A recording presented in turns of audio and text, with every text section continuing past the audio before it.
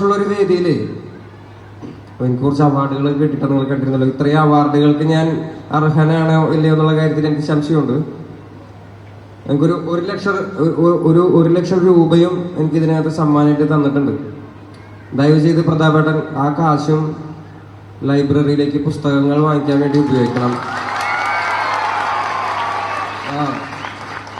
ചെയ്തോളും പ്രതാപേട്ടൻ. പിന്നെ എനിക്ക് വലിയൊരു സർപ്രൈസ് ഒരെണ്ണം പൊളിക്കാനുണ്ട് ഇവിടെ. ഞാൻ പൊളിച്ചോട്ടെ അത്.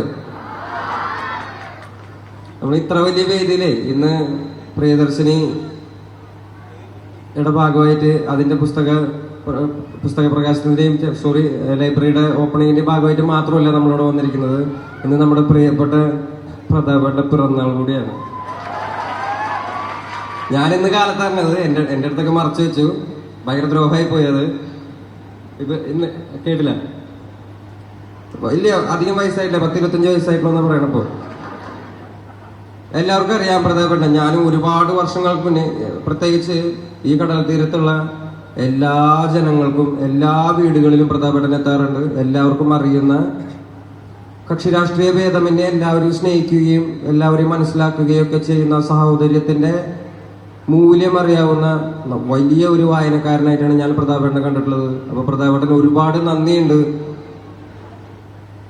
ഇനി ഇത്രയും മനോഹരമായിട്ട് ഇത്രയും സന്തോഷമുള്ളവാക്കുന്ന ഒരു വേദിയിലേക്ക് എന്നെയും കൂടി ക്ഷണിച്ചതിലും ഇത്രയും ജനങ്ങൾ ഇതിൽ വന്നതിലും നിങ്ങളുടെ ഇത്രയും വിലപ്പെട്ട സമയം ചെലവാക്കിയിട്ട് നിങ്ങൾ വന്നതിലും നമുക്ക് ഒരുപാട് സന്തോഷമുണ്ട്. അപ്പോ എന്തിറക്കണ തൊട്ടുണ്ട് പ്രിയദർശിനി ലൈബ്രറി ഭാവിയിൽ ഇതിലും വലിയ, ഇപ്പൊ പ്രധാനപ്പെട്ട തന്നെ വാക്ക് തന്നിരിക്കുന്നു, അടുത്ത മാസത്തിൽ ഇതൊരു 10,000 പുസ്തക മാത്രം ശേഖരണമുള്ള ഒരു വലിയ പുസ്തകശാലയായി മാറുമെന്ന്. അതിന് എൻ്റെ എല്ലാവിധ ആശംസകളും ഞാൻ നേരുകയാണ്. ഞാൻ അധികം നീട്ടുന്നില്ല.